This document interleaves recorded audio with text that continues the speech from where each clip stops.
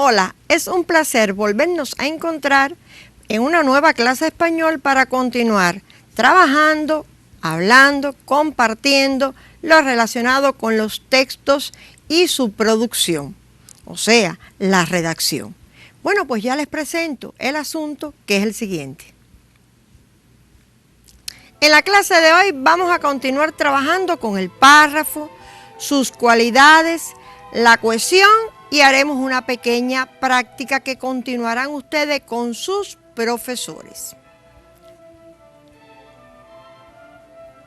Bueno, esta es la tercera y última clase dedicada a la producción de textos escritos, donde trabajábamos las cualidades de este, por ejemplo, la unidad, la coherencia, y hoy vamos a continuar precisamente trabajando otras cualidades del texto a fin de que ustedes puedan redactar coherentemente y con su ajuste al tema y la claridad necesaria un texto que sea comprensible.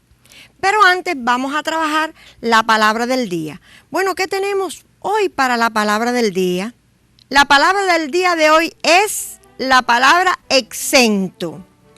Observen cómo se escribe. Bueno, no puede haber equivocación. Un sinónimo significa exonerado. ¿Pudiéramos aclarar más? Exento. Un sinónimo es libre, dispensado, y un sinónimo de exonerado pudiera ser liberado, aliviado, eximido. ¿Qué significa exento? Que está libre de una carga u obligación. O sea, él está exento de culpas. Por lo tanto, está libre, está liberado de esa culpa. Y después de esta palabra del día, volvamos al asunto que nos ocupa en la clase de hoy, que ya terminamos con este componente que es la redacción de texto. ¿Y cómo les fue en la tarea que hicieron? Bien, recuerden que yo dejé un grupo de oraciones sueltas para que ustedes las relacionaran entre sí y formaran un párrafo. Bueno, yo les voy ahora a mostrar el párrafo que nosotros formamos. Dice así. Observen, la obra de Martí es vasta y profunda. Esa idea es la principal, la central. Bueno, nosotros lo hicimos así. Pudiera ser de otra manera. Esa idea al final, según la intención que ustedes persigan. Bien, después dice, escribió artículos periodísticos. Ahí está el sujeto omitido, que es Martí, de temas muy variados. Inmediatamente después de los temas variados, observen los dos puntos que me explican cuáles son los temas. Críticas de arte, costumbre, política y personalidades. Así como, fíjense este conector, que quiere decir también, además, un variado epistolario. Aquí colocamos el punto y seguido y lo dejamos así. Dentro de su poesía, miren cómo este pronombre su se refiere a Martí, se destacan los versos sencillos e inmediatamente colocamos un conector que es la I, que es la conjunción copulativa, que suma otra idea y además sus discursos son joyas de pensamiento y estilo. Sus discursos son los discursos martianos que pertenecen precisamente a esa obra de Martí, que es vasta y profunda. Reitero que el nuestro quedó así, pero el de ustedes pudiera haber quedado de otra manera, siempre y cuando tenga unidad y coherencia. Evidentemente que este párrafo es un párrafo coherente, es un párrafo que tiene unidad. Fíjense cómo todas las ideas giran alrededor de su idea central, todas están conectadas, hay una hilación entre ellas, hay un engarce, por lo tanto, hay coherencia. Bueno, hoy vamos a trabajar otra cualidad del párrafo, que yo no sé si ustedes la recuerdan, porque sí la trabajaron ya en grados anteriores, y simplemente nosotros vamos a recordarla, porque yo digo que recordar es volver a aprender. Es una cualidad superior del párrafo y que se llama énfasis. Vamos primero a poner en pantalla en qué consiste el énfasis y después vamos a ejemplificarlo con un pequeño texto. ¿Qué es el énfasis? Es la fuerza expresiva de las ideas plasmadas en el párrafo, lo que atrapa la atención del lector. Fíjense esa última idea. es muy importante porque precisamente del énfasis que ustedes pongan en su redacción es que ese lector, esa persona que los está calificando, se atrapa la atención de él y les gusta el texto que ustedes hacen. Por lo tanto, tienen que poner mucho interés en esta cualidad del párrafo. Fíjense que énfasis no es sinónimo de brillo, de relieve, de energía, de fuerza, simplemente de calidad en las ideas. ¿Para qué? Para el que esté leyendo se interese por lo que usted está escribiendo. Eso es así. Vamos a verlo ahora en un párrafo que les traigo. Este párrafo no deben copiarlo. Simplemente abran su libro de texto. ¿Ya lo abrieron? En la página 160, segundo párrafo. Y vamos a ver que este es un artículo de Martí que se llama La estatua de Bolívar por el venezolano Cova. Y hace una descripción primeramente de la cabeza de esta estatua, que dice que la cabeza de bronce de Cova parece que encaja aún sobre los hombros del que la llevó viva. Fíjense que en su mente ustedes se imaginan que es una estatua que parece realidad, que es una cabeza que es real. Y termina esta expresión con esta oración unimembre nominal con matiz exclamativo que dice, oh, cabeza armoniosa. Cuando decimos cabeza armoniosa, aquí hay una admiración, hay un tono exaltado. Armonioso es que está bien dispuesta, que está equilibrada, que no falta ni sobra nada. Y empieza entonces a explicar en la otra oración el por qué la cabeza es armoniosa. Y alude a la frente. La frente noblemente inflamada, ese es el sujeto. O sea, inflamada es una frente ancha. Se alza en cúpula, alta. Viene otra idea, al peso de los pensamientos se ha plegado. O sea que aquí esta otra oración que se refiere a la frente hay una ligera alteración de la sintaxis. Al fuego de aquella alma se ha encogido.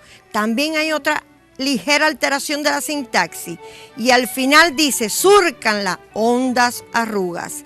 Fíjense cómo hay verbos de movimiento, se alza, se ha plegado, se ha encogido, para darle el movimiento a esa frente tan armoniosa, tan divina. Y que la frente es símbolo de los pensamientos, de las ideas. La frente es símbolo de que además de la dignidad y los principios del hombre. Y al final dice, súrcanla hondas arrugas. Observen cómo esta es una expresión que da brillo y fuerza y energía al texto. ¿Por qué? Porque este verbo surcan más el pronombre la que está enclítico es muy elegante. No es lo mismo decir la surcan hondas arrugas que surcanla hondas arrugas. Arrugas que es símbolo de preocupación. Yo quisiera que ustedes continuaran trabajando este texto que lo tienen en su libro, en la página que le indiqué. Y entonces ya en la otra parte, él describe cómo son las cejas, las mejillas, los labios, para que vean de qué manera hay énfasis o cómo se da el énfasis en este texto. Bueno, y ahora, ¿cuáles son los recursos fundamentales para lograr el énfasis? Miren, primeramente el ordenamiento de las oraciones al poner la idea central al principio y al final. Eso es según la intención comunicativa del que escribe. Al inicio es descendente, como les habíamos dicho, y al final es ascendente. Por otra parte, el empleo de una oración negativa para luego afirmar por contraste, eso lo veremos más adelante. Y formulando una pregunta retórica. Una pregunta retórica es la pregunta que se responde en el propio texto. También logramos el énfasis empleando palabras sencillas pero con una carga de representatividad, es decir, que sean fácilmente imaginables, como el texto que les mostré. El empleo de un vocabulario conciso, preciso, repitiendo palabras, expresiones, estructura para insistir en las ideas, pero fíjense, cuidado con esto, la repetición es intencional sin que afecte al oído, si no sería una repetición viciosa. con todos estos recursos se puede lograr el énfasis. Claro, no tienen que utilizarse todos a la vez. El énfasis es una cualidad superior y es el modo de expresión que realza precisamente el texto, la redacción que ustedes van a hacer. Tienen que tener mucho cuidado con él. Bueno, a la otra cualidad que nos vamos a referir es a la cohesión. Claro que cuando hablamos de coherencia también hablamos de cohesión, pero vamos aquí exactamente a ver cuáles son los elementos de cohesión en este texto que les voy a mostrar, que ustedes no van a copiar porque sus profesores lo tienen, pero que sí tienen que estar pendientes a todo lo que yo haga en el texto y vaya diciendo, ustedes lo van copiando. Bien, el texto es de Eduardo Galeano y se llama La función del arte. Dice así: Diego no conocía la mar. Su padre, Santiago Kobladov, lo llevó a descubrirla. Viajaron al sur. Ella, la mar, estaba más allá de los altos médanos esperando. Cuando el niño y su padre alcanzaron por fin aquellas cumbres de arena, después de caminar, la mar estalló ante sus ojos. Y fue tanta la inmensidad de la mar y tanto su fulgor que el niño quedó mudo de hermosura. Y cuando por fin consiguió hablar, pidió a su padre: ayúdame a mirar. Un texto precioso que ustedes pueden hacer sus comentarios, pero fíjense que es un texto coherente en el que se sustenta toda una estructura interna y externa, el qué se dice, como habíamos dicho, el cómo se dice, obsérvenlo, y hay elementos de cohesión que son los que vamos a analizar en este momento. Por ejemplo, en esta primera parte, fíjense que en la primera y segunda oraciones, ¿qué hace el autor? Presentarnos a los personajes, Diego, la mar y el padre. Bien, ya en esta segunda oración hay un pronombre que es referencial, lo. ¿A quién hace referencia? Lo llevó a descubrir a Diego. Y llevó a descubrir la, ¿cuál es el referente? La mar. Seguimos, viajaron al sur. Entonces ya tengo dos pronombres que son referenciales. Viajaron al sur. ¿Quiénes viajaron? Diego y el padre. Hay una elipsis de sujeto. Por lo tanto, hay una cohesión textual. Ella. Aquí tenemos un pronombre personal porque se darán cuenta de que aquí la mar está personificado. Tiene forma de mujer y ella, su referente es la mar. Pero que este es un sujeto muy expresivo. Ella, la mar. Si ella se refiere a este referente que es la mar, también tiene al lado otro referente que es la misma mar y forma un sustantivo en aposición explicativa. Dice que estaba más allá de los altos médanos esperando. Cuando el niño y su padre, ¿cuál es la referencia de Diego en esta oración? El niño, efectivamente el niño es Diego.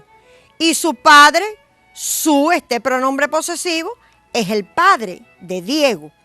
Alcanzaron por fin aquellas cumbres de arenas, y aquí vamos a detenernos en esta palabra, cumbre, este sustantivo. Cumbre, ¿a quién hace referencia en el texto anteriormente?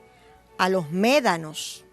Bien, y el pronombre demostrativo aquellas establece conexión con quién establece relación con el adverbio allá.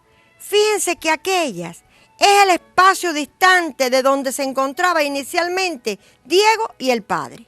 Y fíjense que allá es el adverbio de lugar que indica lejanía. Allá, más allá, es el esfuerzo que tuvieron que hacer hasta llegar a la mar. Bien, seguimos entonces, en fin, podemos decir aquí en esta parte, para ir concretando, a cumbres de arena tiene relación con los altos médanos. Dice, después de caminar, la mar estalló ante sus ojos. ¿Y sus ojos de quiénes son? Los ojos del Padre y del Hijo.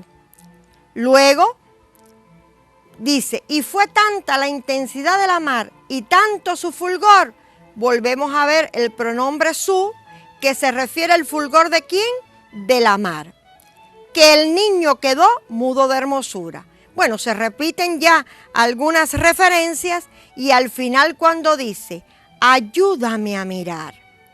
Me es el referente del niño, que es quien habla en el texto y asume el rol de yo. ¿A quién se lo pide? Al padre, que es tú, y que el sujeto aquí se encuentra omitido. Entonces, fíjense cómo en este texto puede verse la utilización de referencia por lo que es un texto que tiene cohesión, que tiene coherencia y que tiene también, ¿por qué no?, unidad. Y vamos entonces, veamos cuáles son los elementos que garantizan la cohesión. Pues son las estructuras de modo, de tiempo, el orden de palabras en la frase y de las frases en el texto, el uso correcto de pronombres, adverbios, conjunciones, preposiciones y la elixir de ideas que se sobreentienden. Creo que esto es fundamental que ustedes lo resuman con la ayuda de sus profesores. El escritor Daniel Cassani resume o define de una forma muy original el concepto de cohesión. Y dice así: la cohesión textual es como un collar de perlas. Del mismo modo que una retahíla de perlas necesita un hilo en su interior, las frases del escrito mantienen múltiples lazos de unión, más o menos evidentes. Pienso que eso no hay que explicarlo porque en realidad está bastante claro. Todo tiene que estar conectado. No puede haber nada que salga de la idea, de la frase, de la expresión. Ahora, sobre esta base, yo les dejo la siguiente actividad independiente, aunque la clase no se haya terminado. Y dice: ejemplifica un esquema lógico los elementos que garantizan la cohesión en el siguiente texto del escritor Eduardo Galeano. Fíjense que yo les voy a poner un texto del escritor Eduardo Galeano y ustedes van a ir haciendo un esquema donde ejemplifiquen cuáles son los elementos de cohesión que ustedes analizaron teniendo en cuenta los que vimos en el texto anterior y en el resumen.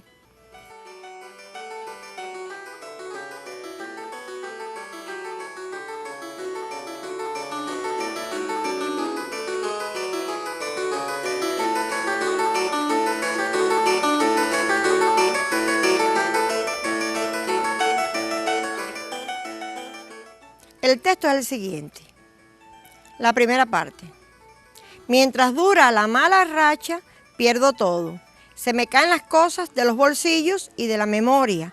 Pierdo llaves, lapiceras, dinero, documentos, nombres, cara, palabras.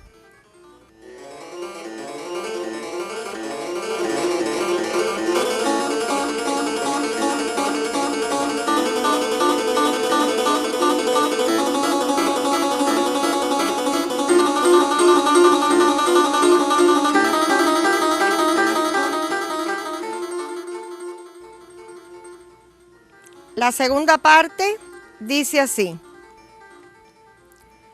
yo no sé si será gualicho de alguien que me quiere mal o me piensa peor, o pura casualidad, pero a veces el bajón dura en irse y yo ando de pérdida en pérdida.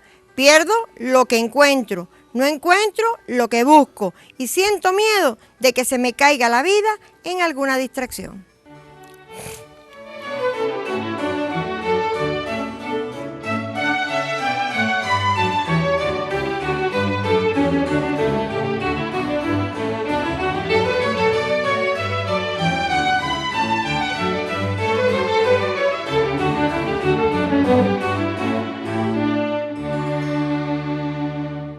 Y por último, para resumir todas estas características, todas estas cualidades del párrafo, vamos a verlo en este texto que les voy a proponer.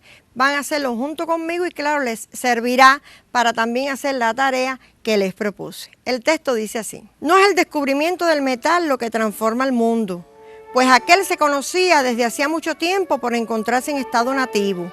Los esquimales, por ejemplo, sabían martillar el hierro y en el neolítico se usaba el oro, la plata y sobre todo el cobre.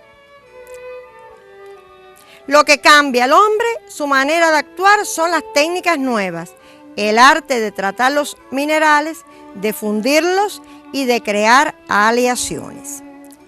Inmediatamente se darán cuenta, después de haber leído junto conmigo el texto, que la idea central aparece al final y que es la siguiente. Lo que cambia al hombre, su manera de actuar, son las técnicas nuevas. Y que pudiéramos tomarla así textualmente. Bien. Ahora, también habrán observado que hay una repetición de una parte de esa idea. Al inicio comienza así. No es el descubrimiento del metal lo que transforma el mundo. Y al final dice, lo que cambia al hombre su manera de actuar son las técnicas nuevas. Ahora bien, observen que dice arriba, transforma, y abajo dice cambia, y son sinónimos. Podríamos tomar parte y tomando esta parte primera y esta última parte podríamos enunciar la idea central, que es así. Lo que transforma el mundo son las técnicas nuevas. Bien, lo demás, que son estas ideas, son ideas secundarias que amplían esta idea central. Por ejemplo, esta primera idea lo que hace es explicar, y esta segunda idea lo que hace es ejemplificar. No cabe duda de que en este texto, como ustedes se darán cuenta, es un texto, un párrafo que tiene unidad. Eso es lo que tienen que hacer ustedes. Fíjense que estoy retroalimentando todo lo dado a partir de la primera clase. Vamos a observar cómo se da la coherencia. Les vuelvo a poner la primera parte del texto. Ustedes me van a ir diciendo cómo nosotros logramos coherencia y cohesión en este texto.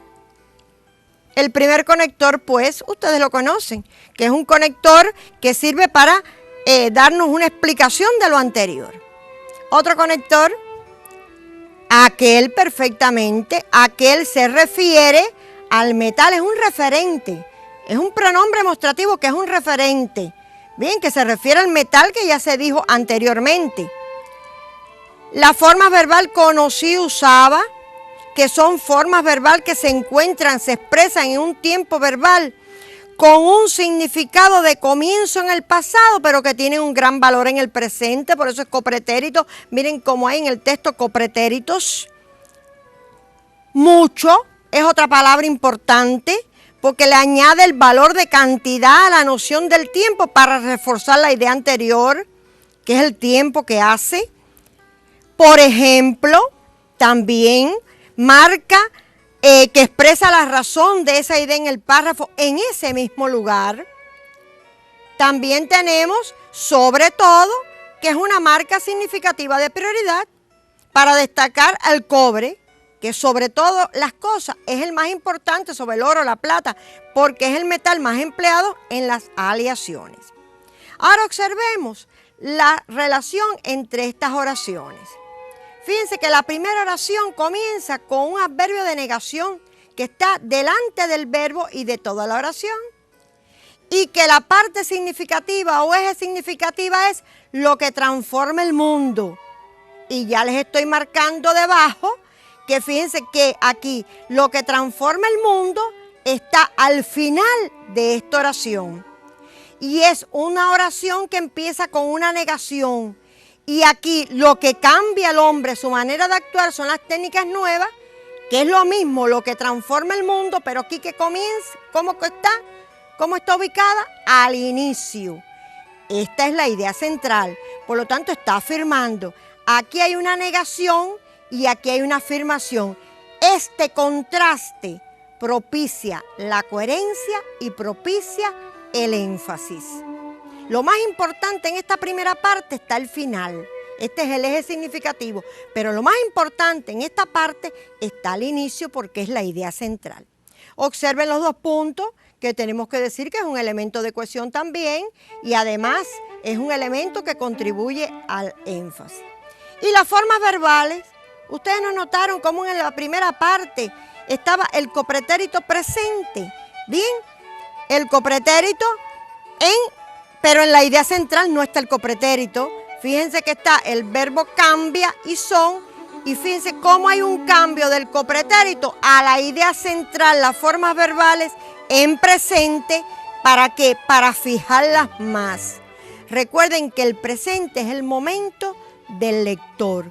Y ese cambio entre una forma verbal y otra de manera intencional, ese cambio propicia la coherencia y propicia también el énfasis. Observen cómo ambas estructuras, cómo empieza el texto y cómo termina el texto, que es donde está la idea central, tienen estructuras muy parecidas.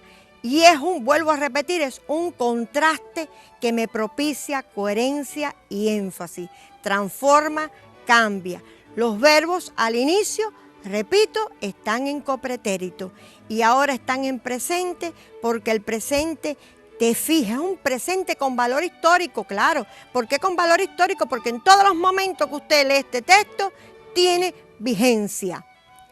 Y esto hace que se fije esta idea, pero además el hecho de que el lector tenga que buscar la idea central al final del párrafo también ayuda a lograr el énfasis.